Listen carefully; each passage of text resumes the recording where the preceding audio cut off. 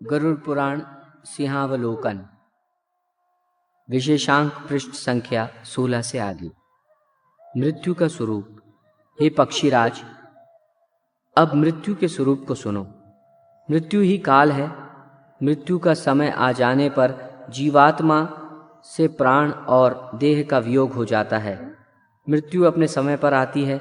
मृत्यु आने के कुछ समय पूर्व प्रायः प्राणी के शरीर में कोई रोग उत्पन्न हो जाता है। इंद्रियां विकल हो जाती हैं। प्राणी को एक साथ करोड़ों बिच्छुओं के काटने का अनुभव हो तो उससे मृत्यु जनित पीड़ा का अनुमान लगाना चाहिए। उसके बाद ही चेतना समाप्त हो जाती है, जड़ता आ जाती है। तदनंतर समीप आकर खड़े यमदूत उसके प्राणों को बलात् अपनी ओर खींचना शुरू कर देते हैं। उस समय प्राण कंठ में आ जाते हैं। उसके बाद शरीर के भीतर विद्यमान रहने वाला ये अंगुष्ठ परिमाण का पुरुष अपने घर को देखता हुआ यमदूतों के द्वारा परलोक ले जाया जाता है। परंतु भक्त जनों एवं भोग से अनासक्त जनों की अधोगति का निरोध करने वाला वायु ऊर्ध्व गति वाला हो जाता है। जो लोग झूठ नहीं बोलते हैं, जो प्रीति का भेदन नहीं करते, आस्तिक एवं श्रद्धावान हैं, जो काम, ईर्ष्या और द्वेष के कारण स्वधर्म का परित्याग नहीं करते, सदाचारी और सौम्य होते हैं, वे सब निश्चित ही सुखपूर्वक मरते हैं। जो झूठी गवाही करने वाले, असत्यभाषी, विश्वासघाती और वेद निंदक हैं, वे मूर्छा रूपी मृत्यु को प्राप्त करते हैं। उनको ले जाने वाले के लिए लाठी एवं मुग्दर से युक्त दुर्गंध से भरपूर एवं भयभीत करने वाले दुरात्मा यमदूत आते हैं।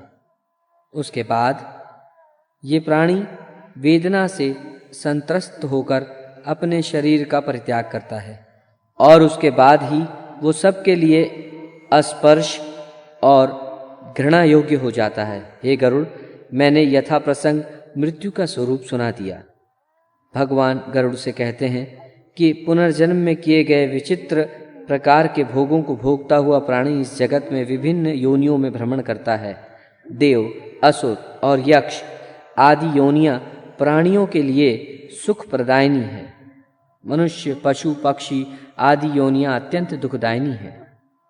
इन योनियों में कर्म फल के तारतम्य से प्राणी का जन्म होता है। इसी प्रसंग में भगवान ने कर्म विपाक का वर्णन करते हुए प्राणी के विभिन्न प्राणों के परिणाम स्वरूप जिन जिन योनियों में जन्म होता है उसका विस्तृत वर्णन किया है। नरकों का वर्णन। गरुड़ की जिज्ञासा करने पर भगवान ने मुख्य मुख्य नरकों का वर्णन किया, जिसमें रौरव नामक नरक को प्रधान बताया। झूठी गवाही देने वाला, झूठ बोलने वाला व्यक्ति रौरव नरक में जाता है। इसके बाद महारौरव, अतिशीत, निष्कृंतन, अप्रतिष्ठ, असिपत्रवन, तप्त कुंभ आदि प्रधान नरकों का भी वर्णन किया। इसके अतिरिक्त और भी बहुत से नरकों का वर्णन किया। ये सभी नरक यम के राज्य में स्थित हैं। जो मनुष्य गौ की हत्या, भ्रूण हत्या और आग लगाने का दुष्कर्म करता है वह रोध नामक नरक में जाता है। जो ब्रह्मघाती, मद पी तथा सोने की चोरी करने वाला है वो सूकर नाम के नरक में गिरता है। क्षत्रिय और वैश्य की हत्या करने वाला ताल नामक नरक में जाता है। इन नरक के लोगों के अतिरिक्त भी सैकड़ों नरक हैं, जिनमें पहुंचकर पापी प्रतिदिन पकता है, जलता है, गलता है, विदीर्ण होता है, चूर्ण किया जाता है, गीला होता है, क्वाथ बनाया जाता है, जलाया जाता है और कहीं वायु से प्रताड़ित किया जाता है। ऐसे नरकों में एक दिन 100 वर्ष के समान होता है। इन सभी नरकों में भोग भोगने के बाद पापी त्रियक योनि में जाता है। तत्पश्चात उसे कृमि, कीट, पतंग, स्थावर तथा एक खुर वाले गधे की योनि प्राप्त होती है। तदनंतर मनुष्य, जंगली हाथी आदि की योनियों में जाकर गौ की योनि में पहुंचता है। गधा, घोड़ा, खच्चर, गौर, मृग, शरभ और चमरी, ये 6 योनियां एक खुर वाली होती हैं। इनके अतिरिक्त बहुत सी पापचार योनियां भी हैं जिनमें जीवात्मा को कष्ट भोगना पड़ता है। उन सभी योनियों को पार कर प्राणी मनुष्य योनि में आता है और कुबड़ा, कुत्सित, वामन, चांडाल तथा पुलकस आदि नर योनियों में जाता है। अवशिष्ट पाप पुण्य से समन्वित होकर जीव बार बार गर्भ में जाते हैं और मृत्यु को प्राप्त करते हैं। उन सभी पापों के समाप्त हो जाने के बाद प्राणी को शूद्र, वैश्य तथा क्षत्रिय आदि की आरोहिणी योनि प्राप्त होती है। कभी कभी ये सत्कर्म से ब्राह्मण, देव और इंद्रत्व के पद पर भी पहुंच जाता है।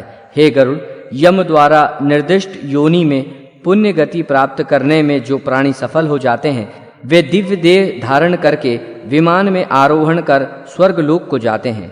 पुण्य की समाप्ति के पश्चात जब वे वहां से पुनः पृथ्वी पर आते हैं तो वे राजा अथवा महात्माओं के घर में जन्म लेकर सदाचार का पालन करते हैं तथा समस्त भोगों को प्राप्त करके पुनः स्वर्ग को प्राप्त करते हैं। अन्यथा पहले के समान आरोहिणी योनि में जन्म लेकर दुख भोगते हैं। 84 लाख योनियां हैं। उद्भिज, स्वेदज, अंडज तथा जरायुज, ये संपूर्ण सृष्टि विभक्त है। मृत्यु के पूर्व तथा बाद में किए जाने वाले कर्म। श्री कृष्ण कहते हैं, हे गरुड़, जान में या अनजान में मनुष्य जो भी पाप करते हैं, उन पापों से शुद्धि के लिए उन्हें प्रायश्चित करना चाहिए। शास्त्रों में दशविध स्नान तथा कृच्छ आदि चंद्रायण व्रत अथवा गौदान आदि की प्रक्रिया प्रायश्चित के रूप में बताई गई है।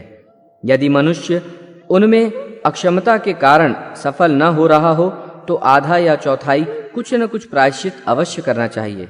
तत्पश्चात 10 महादान गौ, भूमि, तिल, हिरण्य, स्वर्ण, घृत, वस्त्र, धान्य, गुड़, रजत और लवण, इनका दान करना चाहिए। यम द्वार पर पहुंचने के लिए जो मार्ग बताए गए हैं वे अत्यंत दुर्गंध युक्त मवाद आदि और रक्त आदि से परिव्याप्त हैं। अतः उस मार्ग में स्थित वैतरणी नदी को पार करने के लिए वैतरणी गौ का दान करना चाहिए। जो गौ सर्वांग में काली हो, जिसके स्तन भी काले हों, उसे वैतरणी गौ माना गया है। तिल, लोहा, स्वर्ण, कपास, लवण, सप्तधान्य, भूमि और गौ, ये पाप से शुद्धि के लिए पवित्रता में एक से एक बढ़कर हैं। इन 8 दानों को महादान कहा जाता है। इनका दान उत्तम प्रकृति वाले ब्राह्मण को ही देना चाहिए। अब पद दान का वर्णन सुनो। छत्र, जूता, वस्त्र, अंगूठी, कमंडल, आसन, पात्र और भोज्य पदार्थ, ये 8 प्रकार के पद हैं। तिलपात्र, घृतपात्र, शय्या, उपस्कर तथा और जो कुछ अपने को इष्ट हो वो सब देना चाहिए। अश्व, रथ, भैंस, भोजन, वस्त्र का दान ब्राह्मणों को देना चाहिए। अन्य दान भी अपनी शक्ति के अनुसार देने चाहिए। हे पक्षीराज, इस पृथ्वी पर जिसने पाप का प्रायश्चित कर लिया है वो 10 प्रकार के दान भी दे चुका है। वैतरणी गौ एवं अनुष्ठान कर चुका है। जो तिल से पूर्ण पात्र, घी से भरा हुआ पात्र, शय्या दान और विधिवत पद दान करता है, वो नरक रूपी गर्भ में नहीं आता है, अर्थात उसका पुनर्जन्म नहीं होता है। पंडित लोग स्वतंत्र रूप से लवण दान करने की इच्छा रखते हैं, क्योंकि ये लवण रस विष्णु के शरीर से उत्पन्न हुआ है। इस पृथ्वी पर मरणासन्न प्राणी के प्राण जब न निकल रहे हों तो उस समय लवण रस का दान उसके हाथ से दिलवाना चाहिए, क्योंकि ये दान उसके लिए स्वर्गलोक के द्वार खोल देता है। मनुष्य स्वयं जो कुछ दान देता है, परलोक में वो सब उसे प्राप्त होता है, वहां उसके आगे रखा हुआ मिलता है। हे पक्षिण, जिसने यथाविधि अपने पापों का प्रायश्चित कर लिया है वही पुरुष है, वही अपने पापों को भस्मात करके स्वर्गलोक में सुखपूर्वक निवास करता है। हे खगराज, गौ का दूध अमृत है, इसलिए जो मनुष्य दूध देने वाली गौ का दान देता है वो अमृतत्व को प्राप्त करता है।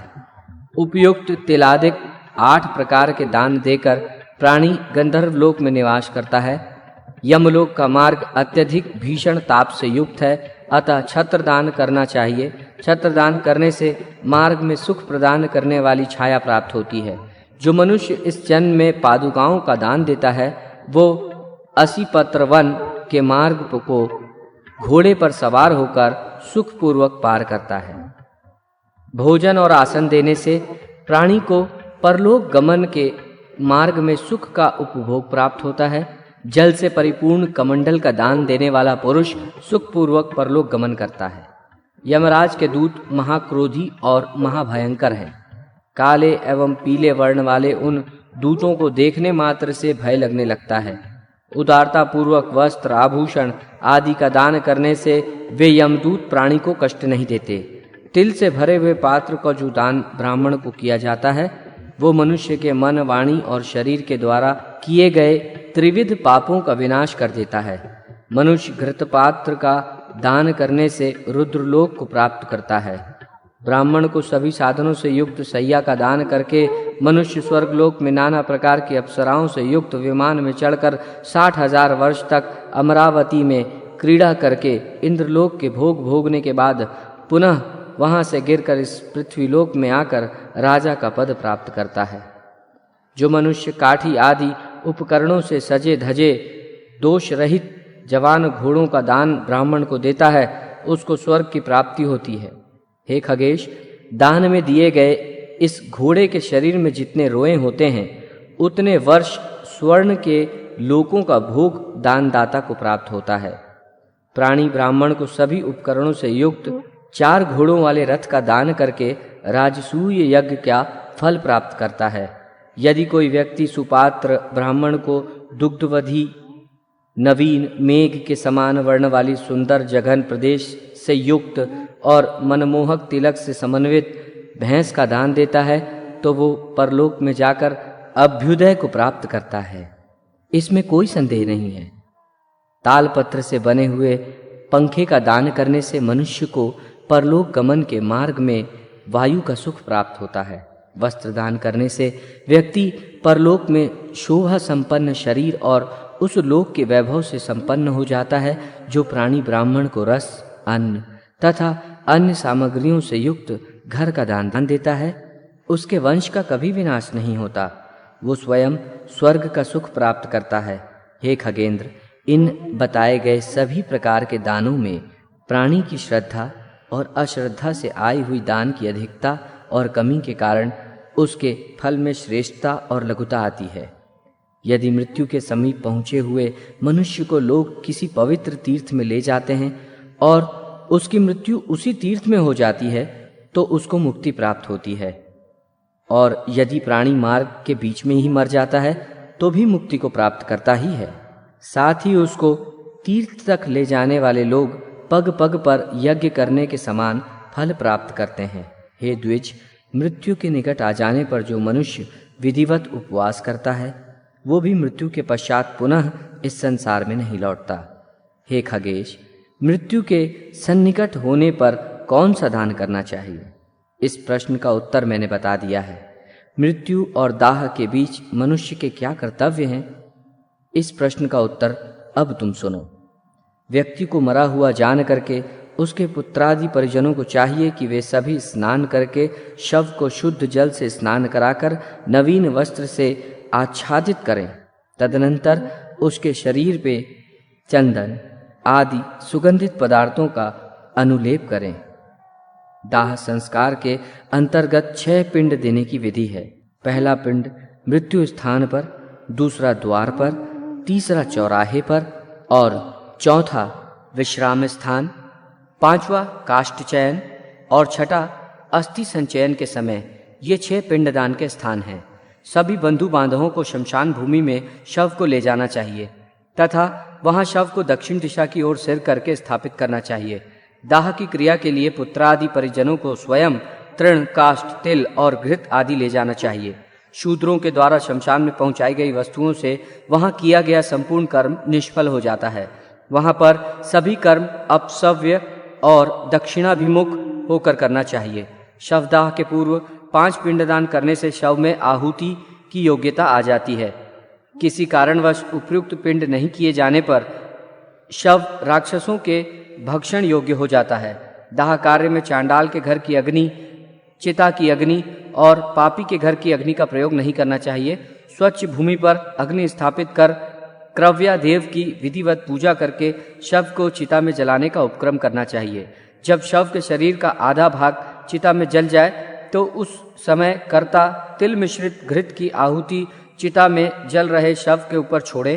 उसके बाद भाव विहीन होकर उस आत्मीय जन के लिए रोना चाहिए। उस कृत्य को करने से उस मृतक को अत्यधिक सुख प्राप्त होता है।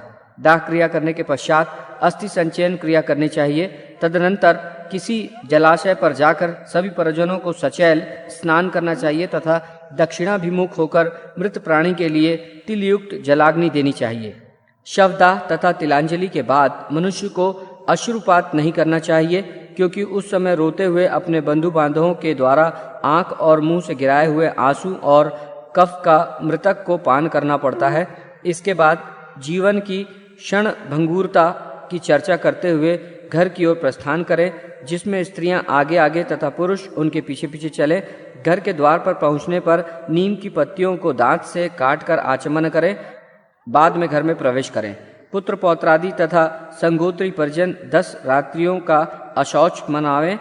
इस अशौच काल में ब्रह्मचर्य व्रत का पालन करना चाहिए। पृथ्वी पर ही सोएं। अपना आसन अलग रखना चाहिए तथा किसी को स्पर्श नहीं करने देना चाहिए। इस काल में दान, अध्ययन एवं भोग विलास आदि कर्मों से दूर रहना चाहिए। अंगमर्दन और सिर धोना भी छोड़ देवें। अशौच की अवधि में मिट्टी के बने पात्र या पत्तल में भोजन करना चाहिए। इसके बाद 10 गात्र के अंतर्गत 10 पिंडदान आदि की प्रक्रिया बताई गई है। दाह संस्कार के समय 6 पिंड तथा 10 गात्र के 10 पिंड को मलिन षोडशी कहा गया है, जो मृत दिन से 10 दिन में पूर्ण होती है। 10 गात्र की प्रक्रिया में यह बताया गया है कि 9 दिन में मृत व्यक्ति का शरीर अपने अंगों से युक्त हो जाता है। 10वें पिंडदान से उस शरीर में पूर्णता, तृप्ति और भूख प्यास का उदय होता है। इसके बाद पति के मरने पर स्त्री के कर्तव्य की बात बताई गई है, जिसमें चिता पर पति का अनुगमन करने पर सती धर्म को सबसे अधिक महत्व प्रदान किया गया है।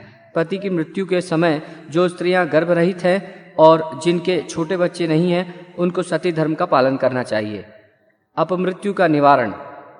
यदि कोई प्राणी भूख से पीड़ित होकर मर जाता है, हिंसक प्राणियों के द्वारा मारा जाता है, गले में फांसी का फंदा लगाने से जिसकी मृत्यु हो जाती है, जो विष तथा अग्नि आदि से मृत्यु को प्राप्त होता है, जो आत्मघाती है, जो गिरकर या रस्सी आदि के द्वारा किए गए बंधन अथवा जल में डूबने से मर जाता है, जो सर्प तथा जंगली हिंसक पशु, वृक्षपात, विद्युतपात, लोहे से, पृथ्वी पर गिरने से, दीवार के गिरने से, खाट या मध्य कक्ष में मृत्यु को प्राप्त होते हैं, जो शास्त्राघात से, विषैले कुत्ते के मुख को स्पर्श करने से तथा शास्त्र विधि से रहित जो मृत्यु हो जाती है, उसे दुर्मरण समझना चाहिए। इस स्थिति में नारायण बलि किए जाने पर अर्ध दैविक कर्म की योग्यता आती है। अपमृत्यु होने पर ऐसे प्राणी का शुद्धिकरण इसी नारायण बलि से संभव है, अन्यथा नहीं। नारायण बलि एकादशाह के दिन करना चाहिए। नारायण बलि की विधि का यहाँ संक्षिप्त वर्णन किया गया है। नारायण बलि का वर्णन करते हुए कहा गया है कि नारायण बलि से मृत व्यक्ति का नरलोक से उद्धार हो जाता है, इसमें तनिक भी संदेह नहीं है।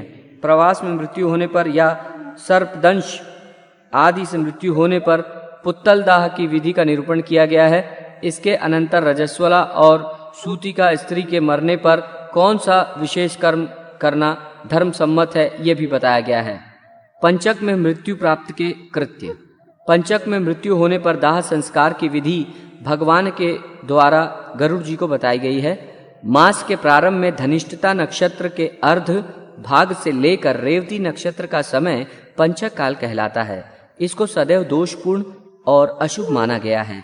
इसमें मरे हुए व्यक्ति का दाह संस्कार करना उचित नहीं है। ये काल सभी प्राणियों में दुख उत्पन्न करने वाला है। पंचक काल के समाप्त होने पर ही मृतक के सभी कर्म करने चाहिए, अन्यथा पुत्र एवं पारिवारिक जनों के लिए ये कष्टप्रद होता है। इन नक्षत्रों में मृतक का दाह संस्कार करने पर घर में किसी न किसी प्रकार की हानि होती है। पंचक में दाह संस्कार करना हो तो कुश के मानवाकार 4 पुतले बनाकर नक्षत्र मंत्रों से उनको अभिमंत्रित करके शव पर रख दे। तदनंतर उन्हीं पुतलों के साथ मृतक का दाह संस्कार करना चाहिए। अशौच के समाप्त हो जाने पर मृतक के पुत्रों द्वारा पंचक शांति भी करानी चाहिए। मृतक के पुत्रों को प्राणी के कल्याण हेतु तिल, गौ, स्वर्ण और घी का दान देना चाहिए। समस्त विघ्नों का विनाश करने के लिए ब्राह्मणों को भोजन, पादुका, छत्र, स्वर्ण मुद्रा और वस्त्र देना चाहिए। ये दान मृतक के समस्त पापों का विनाशक है। मलीन षोडशी के बाद मध्य षोडशी की विधि का वर्णन किया गया है। विष्णु से आरंभ करके विष्णु पर्यंत एकादश श्राद्ध तथा 5 देव श्राद्ध इस प्रकार षोडश श्राद्ध किए जाते हैं। इन्हीं का नाम मध्य षोडशी है। ये कृत्य एकादशाह को किया जाता है। इसी दिन वहीं पर वर्षोत्सर्ग भी करना चाहिए। जिस जीव का 11वें दिन वर्षोत्सर्ग नहीं होता है, सैकड़ों श्राद्ध करने पर भी उस जीव की प्रेतत्व से मुक्ति नहीं होती। अतः स्वजन की मृत्यु के पश्चात निश्चित ही वर्षोत्सर्ग करना चाहिए। 4 बछियों से युक्त विधान पूर्वक अलंकृत वृष जिसके निमित्त छोड़ा जाता है, उसको प्रेतत्व की प्राप्ति नहीं होती। यदि एकादशाह के दिन यथा विधान सांड उत्सर्ग करने के लिए उपलब्ध नहीं है, तो विद्वान ब्राह्मण को कुश या चावल के चूर्ण से ही सांड का निर्माण करके उसका उत्सर्ग करना चाहिए। जीवन काल में प्राणी को जो भी पदार्थ प्रिय रहा हो, उसका भी दान इसी एकादशाह श्राद्ध के दिन करना उचित है। इस दिन मरे हुए स्वजन को उद्देश्य बनाकर सैया, गौ आदि का दान भी करना चाहिए। इतना ही नहीं, इस प्रेत की क्षुधा शांति के लिए बहुत से ब्राह्मणों को भोजन भी कराना चाहिए। इसके बाद भगवान तृतीय षोडशी उत्तम षोडशी श्राद्ध का वर्णन करते हैं। प्रत्येक 12 मास के 12 पिंड, ऊनमासिक, त्रिपाक्षिक, ऊणषाणमासिक एवं उनाब्दिक, इन्हें मतभेद से तृतीय अथवा उत्तम षोडशी कहा जाता है। गरुड़ के पूछने पर भगवान ने कहा, हे खगराज, जब मनुष्य के मरने के बाद 1 वर्ष की महापथ की यात्रा करता है, तो वह पुत्र पौत्रादि के द्वारा सपिंडीकरण हो जाने पर पितृलोक में चला जाता है। इसलिए पुत्र को पिता का सपिंडीकरण अवश्य करना चाहिए। वर्ष के अंत में पितृपिंडों के साथ प्रेत पिंड का सम्मिलन हो जाने के बाद प्रेत परम गति को प्राप्त करता है। गृहस्थ पिता की मृत्यु होने पर यदि सपिंडीकरण श्राद्ध नहीं हुआ है, तो किसी का विवाह संस्कार नहीं हो सकता। जब तक सपिंडीकरण नहीं हो जाता, तब तक भिक्षुक उस घर की भिक्षा स्वीकार नहीं करता। अपने गोत्र से अशोच तब तक रहता है जब तक पिंड का मेलन नहीं हो जाता। पिंड मिलन होने पर प्रेत शब्द का निवृत्त हो जाता है। कुल धर्म अनंत है, पुरुष की आयु नष्ट प्राय है और शरीर नाशवान है। इस कारण द्वादशाह ही इस कर्म के लिए प्रशस्त समय माना गया है। अतः क्रिया करने वाले पुत्र को द्वादशाह को ही सपिंडीकरण करना चाहिए। तत्वदृष्टा ऋषियों ने सपिंडीकरण के लिए द्वादशाह, त्रिपक्ष, छठा मास अथवा वार्षिक तिथि को कहा है। सपिंडीकरण के पूर्व उत्तम षोडशी होना आवश्यक है, क्योंकि 12वें दिन ही प्रायः सपिंडीकरण करना लोक में प्रसिद्ध है। इसलिए उत्तम षोडशी श्राद्ध एकादशाह या द्वादशाह को ही कर देना चाहिए। सपिंडीकरण करने के बाद भी 12 महीने तक षोडश श्राद्ध एकोदृष्ट विधि से नियमानुसार करना चाहिए। हे खगराज, मृतक का दाह संस्कार हो जाने के पश्चात 10 गात्र के पिंडदान से पुनः शरीर उत्पन्न होता है। 10वें पिंड से शरीर बन जाने पर प्राणी को अत्यधिक भूख लगती है। एकादशाह तथा द्वादशाह इन 2 दिनों में प्रेत भोजन करता है। इन दोनों दिन जो कुछ भी प्राणी के निमित्त दिया जाता है, उसे प्रेत शब्द के द्वारा दिया जाना चाहिए, क्योंकि वो मृतक के लिए आनंददायक होता है।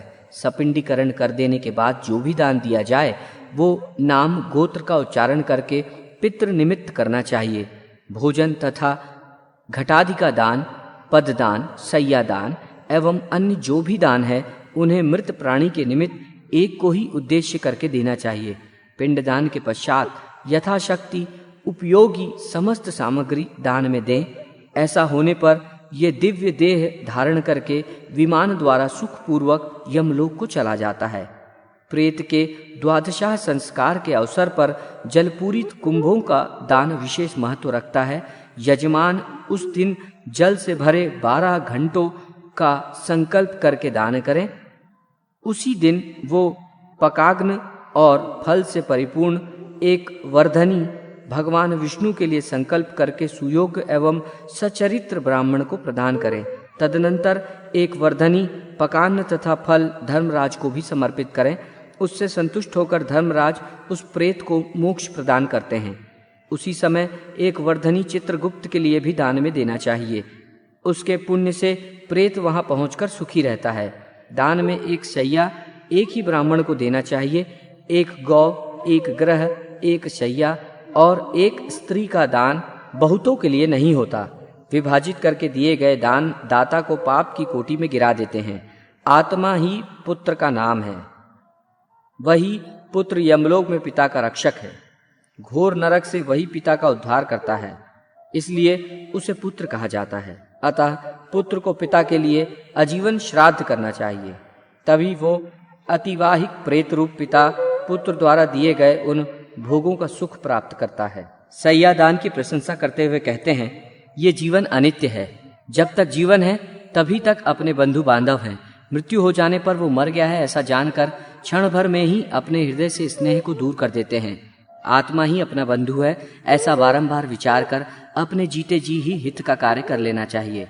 इसके अनंतर गरुड़ ने प्रेतों के संबंध में इस प्रकार जिज्ञासा की, भगवान, प्रेत के अनेक रूप किस प्रकार के होते हैं? वे कौन कौन से कर्म के द्वारा महाप्रेत और पिशाच बन जाते हैं?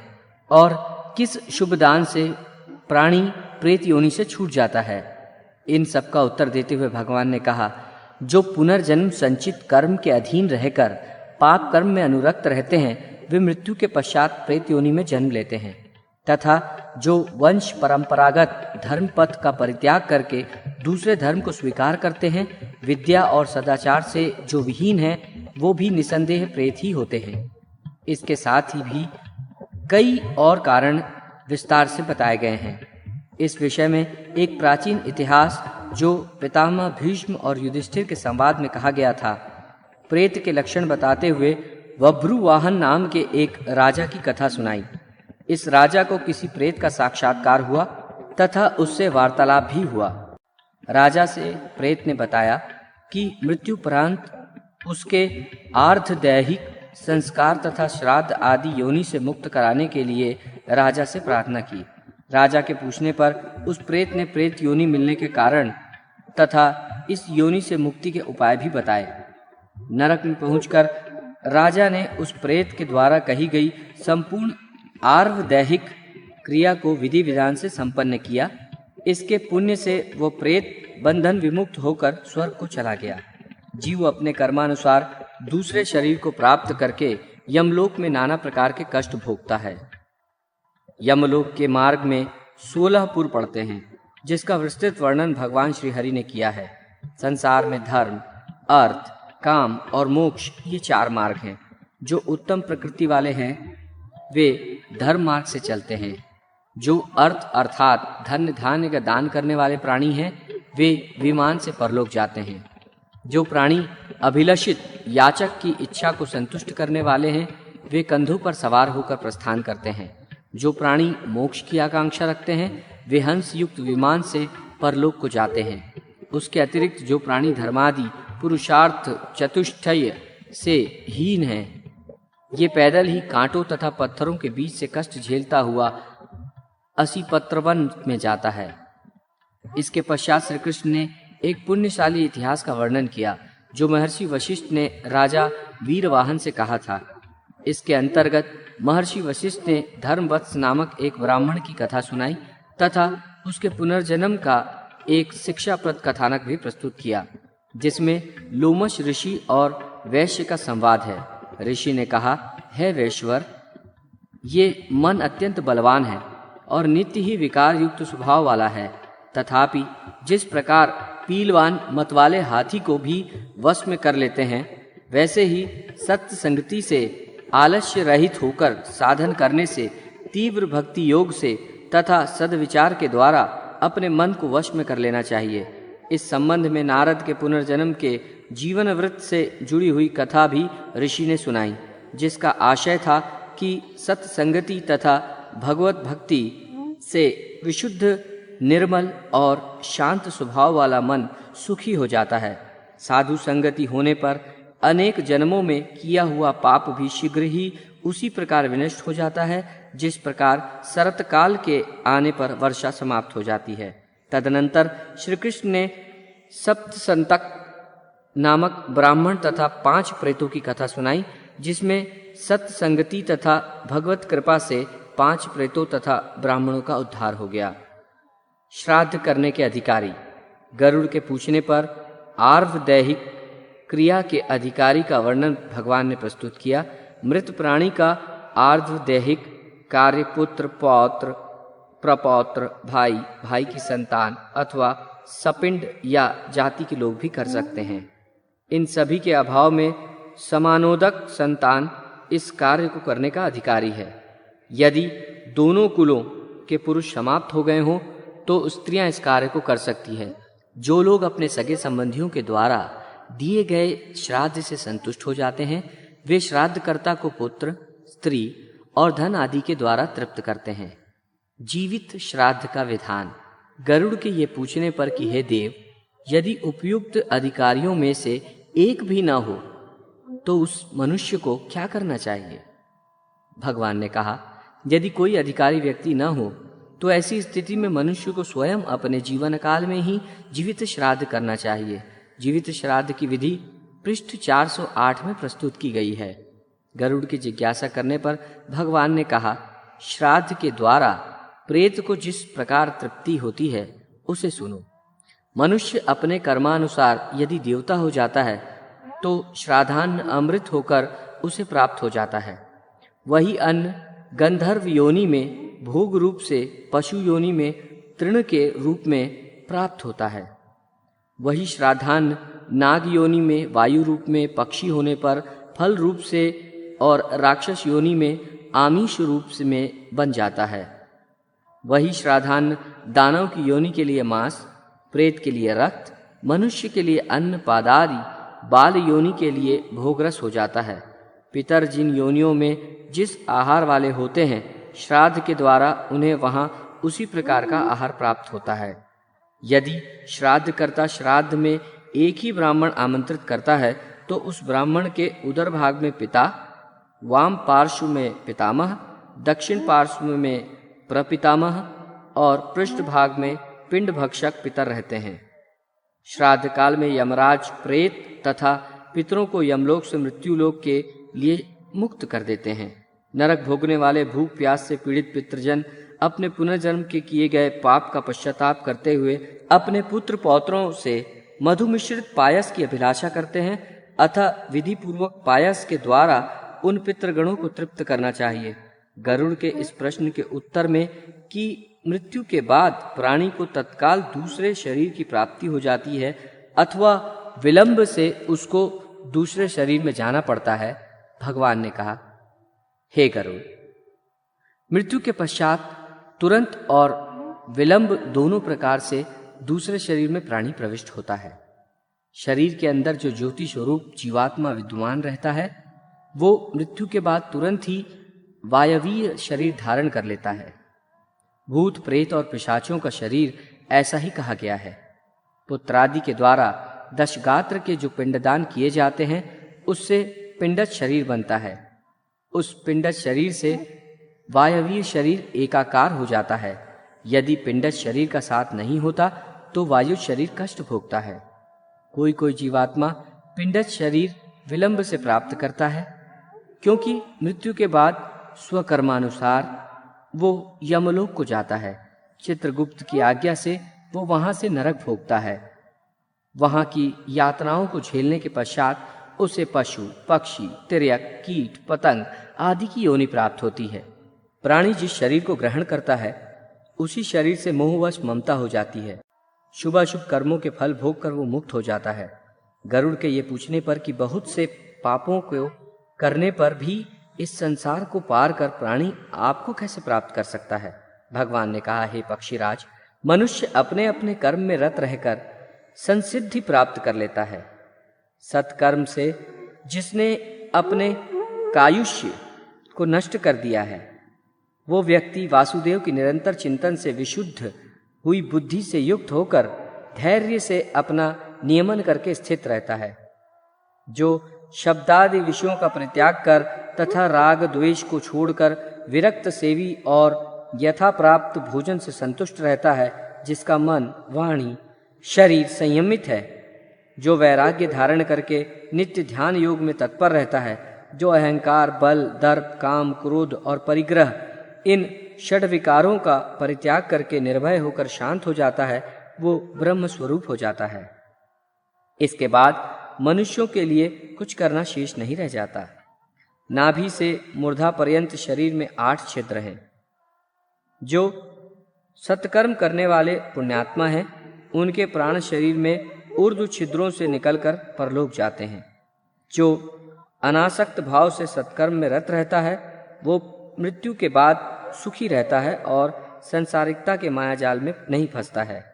जो विकर्म में निरत रहता है, ये मनुष्य पाशबद्ध हो जाता है। इस संसार में 84 लाख योनियां हैं। इन सभी में मनुष्य योनि परम दुर्लभ है। 5 ज्ञान इंद्रियों से युक्त ये योनि प्राणी को बड़े ही पुण्य से प्राप्त होती है। स्वर्ग और मोक्ष के साधन भूत मनुष्य योनि को प्राप्त करके जो प्राणी उन दोनों में से एक भी लक्ष्य की सिद्धि नहीं प्राप्त कर पाता, निश्चित ही उसने अपने को ठग लिया। 100 का मालिक 1000 की कामना करता है, 1000 वाला लाख की। लक्षाधिपति राज्य की इच्छा करता है। जो राजा है वो संपूर्ण पृथ्वी को अपने वश में रखना चाहता है। चक्रवर्ती नरेश देवत्व की इच्छा करता है। देवत्व पद के प्राप्त होने पर उसकी अभिलाषा देवराज इंद्र के पद की होती है। देवराज होने पर वो ऊर्ध्व गति की कामना करता है, फिर भी उसकी तृष्णा शांत नहीं होती। तृष्णा से पराजित व्यक्ति नरक में जाता है। जो लोग तृष्णा से मुक्त हैं, उन्हें उत्तम लोक की प्राप्ति होती है। इस संसार में जो प्राणी आत्माधीन हैं, वो निश्चित ही सुखी हैं। शब्द, स्पर्श, रूप, रस और गंध, ये जो 5 विषय हैं, इनकी अधीनता में रहने वाला निश्चित ही दुखी रहता है। लोह और काष्ठ से बने पास में बंधा व्यक्ति मुक्त हो जाता है, किंतु स्त्री, पुत्र, धन आदि की मोहपाश में बंधा प्राणी कभी मुक्त नहीं हो पाता। पाप एक मनुष्य करता है, किंतु उसके फल का उपभोग बहुत से लोग करते हैं। भोक्ता तो अलग अलग हो जाते हैं, पर कर्ता दोष का भागी होता है। सबके देखते देखते मृत प्राणी सबको छोड़कर चला जाता है। इस मृत्यु लोक में प्राणी अकेला ही जन्मता है, अकेला ही मरता है और अकेला ही पाप पुण्य को भोग करता है। बंधु बांधव मरे हुए स्वजन के शरीर को पृथ्वी पर लकड़ी और मिट्टी के ढेले की भांति छोड़कर परामुख हो जाते हैं। धर्म ही उसका अनुसरण करता है। प्राणी का धन, वैभव घर में ही छूट जाता है। मित्र एवं बंधु बांधव शमशान में छूट जाते हैं।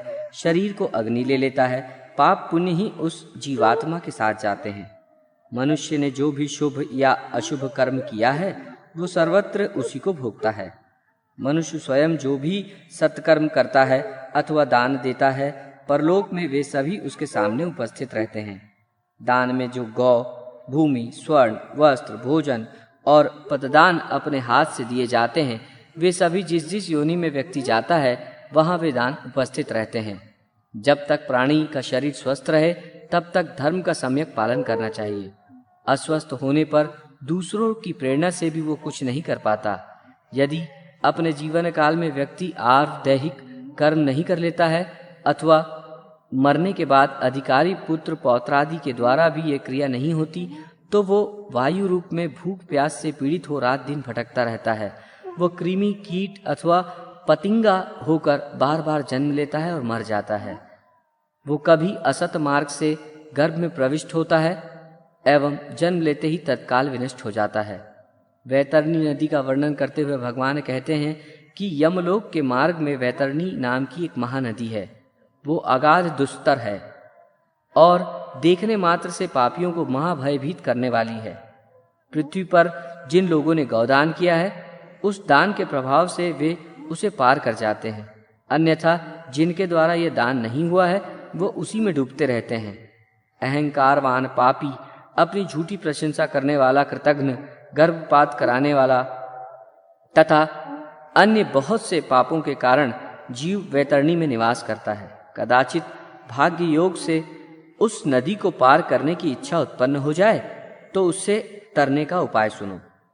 मकर और कर्क की संक्रांति का पुण्य काल, व्यतिपात योग, दिनोदय, सूर्य चंद्र ग्रहण, संक्रांति, अमावस्या अथवा अन्य पुण्य काल के आने पर इससे तरने के लिए श्रेष्ठतम दान दिया जाता है। यूँ तो मन में दान देने की श्रद्धा जब भी उत्पन्न हो जाए वही दान का काल है, क्योंकि संपत्ति अस्थिर है, शरीर अनित्य है और धन भी सदा रहने वाला नहीं है। मृत्यु सदा समीप है, इसलिए धर्म संग्रह करना चाहिए। जब तक ये शरीर स्वस्थ और निरोग है, जब तक इस शरीर से बुढ़ापा दूर है, जब तक इंद्रियों की शक्ति किसी भी प्रकार से क्षीण नहीं हुई है, तब तक आयु नष्ट नहीं हुई है, जब तक अपने कल्याण के लिए महान प्रयत्न कर लेना चाहिए। क्योंकि घर में महाभयंकर आग के लग जाने पर कुआं खोदने के उद्देश्य से मनुष्य को क्या लाभ प्राप्त हो सकता है। भारतवर्ष में मानव योनि प्राप्त करके मनुष्य अपने जीवन का उत्सर्ग तीर्थ में करता है तो उसका पुनर्जन्म नहीं होता। अयोध्या, मथुरा, माया, काशी, कांची, अवंती और द्वारका, ये 7 पुरियां मोक्ष देने वाली हैं। जो मनुष्य मृत्यु के समय 2 अक्षर हरि का एक बार उच्चारण कर लेता है, वो मरने पर मानो मोक्ष प्राप्त करने के लिए कटिबद्ध हो गया है।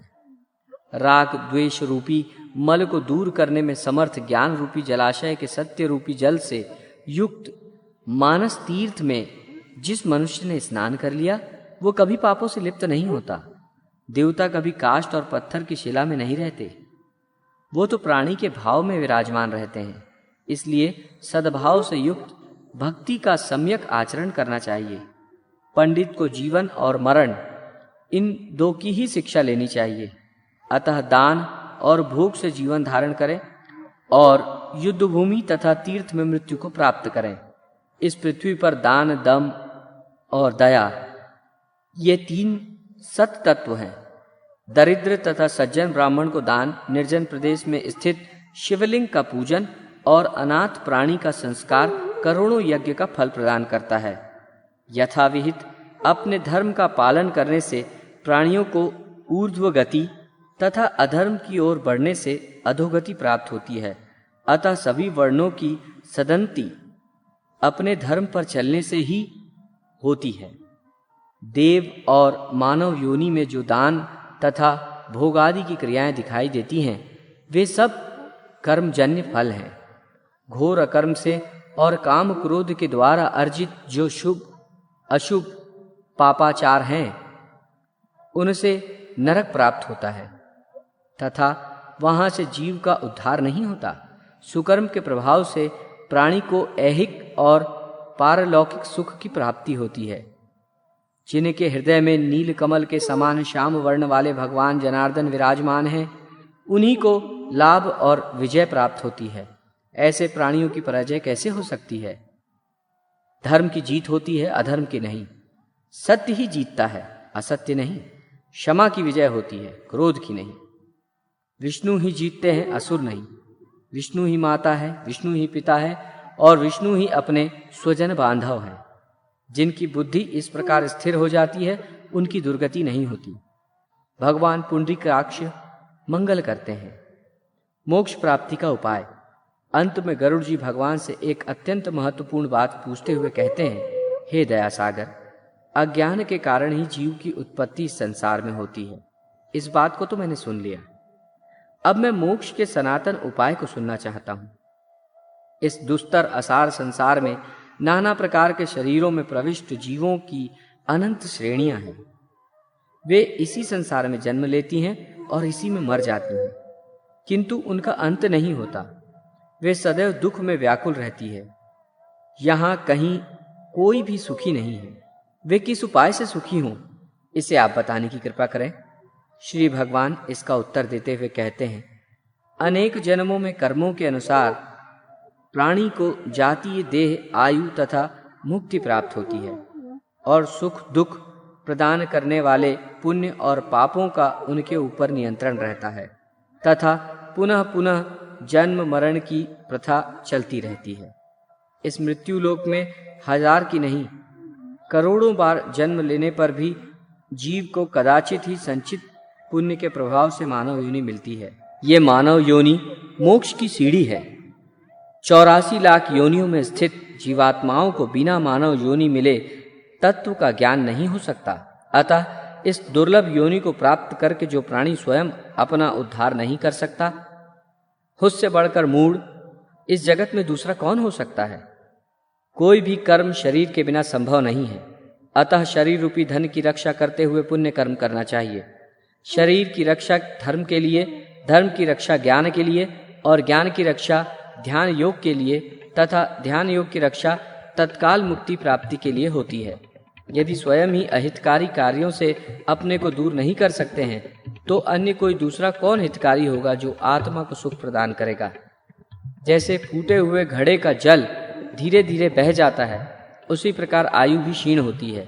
जब तक ये शरीर स्वस्थ है तब तक ही तत्व ज्ञान की प्राप्ति के लिए सम्यक प्रयत्न करता रहना चाहिए।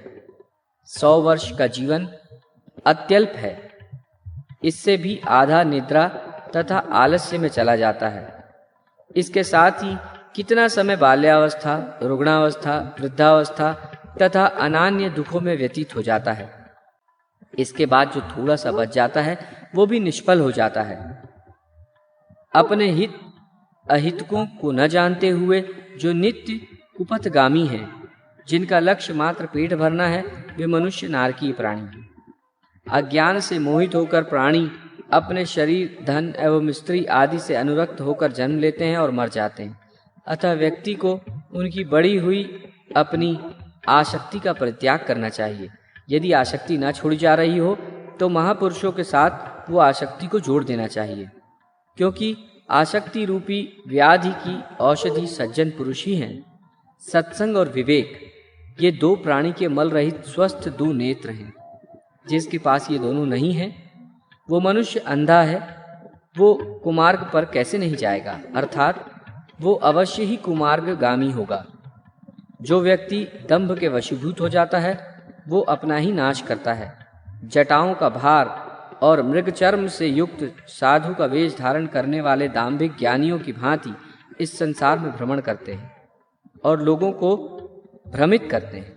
लौकिक सुख से आसक्त मैं ब्रह्म को जानता हूँ, ऐसा कहने वाले कर्म तथा ब्रह्म दोनों से भ्रष्ट, दंभी और ढोंगी व्यक्ति का अंत्यज के समान परित्याग कर देना चाहिए। बंधन और मोक्ष के लिए इस संसार में दो ही पद हैं। एक पद है ये मेरा नहीं है और दूसरा पद है ये मेरा है। ये मेरा है, इस ज्ञान से वो बंध जाता है, और ये मेरा नहीं है, इस ज्ञान से वो मुक्त हो जाता है। जो कर्म जीवात्मा को बंधन में नहीं ले जाता वही सत्कर्म है। जो विद्या प्राणी को मुक्ति प्रदान करने में समर्थ है वही विद्या है। जब तक प्राणी को कर्म अपनी ओर आकृष्ट करते रहते हैं तब तक उसमें सांसारिक वासना विद्यमान है, और जब तक उनकी इंद्रियों में चंचलता है तब तक उन्हें परम तत्व का ज्ञान कहाँ से हो सकता है। जब तक शरीर में का अभिमान है, जब तक उसमें ममता है, जब तक उस प्राणी में प्रयत्न की क्षमता रहती है, तब तक उसमें संकल्प तथा कल्पना करने की शक्ति है। जब तक उसके मन में स्थिरता नहीं है तब तक वो शास्त्र चिंतन नहीं करता है तथा उस पर गुरु की दया नहीं होती है, तब तक उसको परम तत्व कहाँ से प्राप्त हो सकता है। श्री भगवान कहते हैं, हे गरुड़, उस तत्वज्ञ का अंतिम कृत्य सुनो, जिसके द्वारा ब्रह्मपद या निर्वाण नाम वाला मोक्ष प्राप्त होता है। अंत समय आ जाने पर पुरुष भय रहित होकर संयम रूपी शस्त्र से देहादि की आसक्ति को काट दे। अनासक्त भाव से धीरवान पुरुष पवित्र तीर्थ में जाकर उसके जल में स्नान करे। तदनंतर वहीं पर एकांत देश में किसी स्वच्छ एवं शुद्ध भूमि में विधिवत आसन लगाकर बैठ जाए तथा एकाग्रचित होकर गायत्री आदि मंत्रों द्वारा उस शुद्ध परम ब्रह्माक्षर का ध्यान करे। ब्रह्मा के बीज मंत्र को बिना भुलाए वो अपने श्वास को रोककर मन को वश में करे तथा अन्य कर्मों से मन को रोककर बुद्धि के द्वारा शुभ कर्म में लगाए। मैं ब्रह्म हूँ, मैं परम धाम हूँ, मैं ही ब्रह्म हूँ, परम पद मैं ही हूँ। इस प्रकार की समीक्षा करके निष्फल आत्मा में मन को प्रविष्ट करना चाहिए। जो मनुष्य ओम इस एकाक्षर मंत्र का जप करता है वो अपने शरीर का परित्याग कर परम पद को प्राप्त करता है। मान मोहित से रहित आसक्ति दोष से परे, नित्य आध्यात्म चिंतन से दत्त चित्त, सांसारिक समस्त कामनाओं से रहित और सुख दुख के नाम द्वंद्व से मुक्त ज्ञानी पुरुष ही उस अपव्यय पद को प्राप्त करते हैं। प्रौढ़ वैराग्य में स्थित होकर के अनन्य भाव से जो व्यक्ति मेरा भजन करता है, वो पूर्ण दृष्टि वाला प्रसन्नात्मा व्यक्ति मोक्ष प्राप्त करता है। घर छोड़कर मरने की अभिलाषा से जो तीर्थ में निवास करता है और मुक्ति क्षेत्र में मरता है, उसे भी मुक्ति प्राप्त होती है। हे तार्क्ष, ज्ञान तथा वैराग्य से युक्त ये सनातन मोक्ष धर्म ऐसा ही है, उसको तुम्हें सुना भी दिया है। तत्वज्ञ मोक्ष प्राप्त करते हैं, धर्मनिष्ठ स्वर्ग जाते हैं, पापी नरक में जाते हैं, पक्षी आदि इस संसार में अन्य योनियों में प्रविष्ट होकर घूमते रहते हैं। अपने प्रश्नों के उत्तर के रूप में भगवान के मुख से इस प्रकार सिद्धांत को सुनकर प्रसन्न शरीर वाले गरुड़ ने जगदीश्वर को प्रणाम किया और कहा, प्रभु, आपके इस अहादकारी वचनों से मेरा बहुत बड़ा संदेह दूर हो गया। ऐसा कहकर उन्होंने भगवान विष्णु से आज्ञा ली और वे कश्यप जी के आश्रम में चले गए। ये गरुड़ महापुराण बड़ा ही पवित्र और पुण्यदायक है। ये सभी पापों का विनाशक एवं सुनने वालों की समस्त कामनाओं का पूरक है। इसका सदैव श्रवण करना चाहिए। जो मनुष्य इस महापुराण को सुने या जैसे भी हो वैसे इसका पाठ करे, तो वो प्राणी यमराज की भयंकर यातनाओं को तोड़कर निष्पाप होकर स्वर्ग को प्राप्त कर लेता है।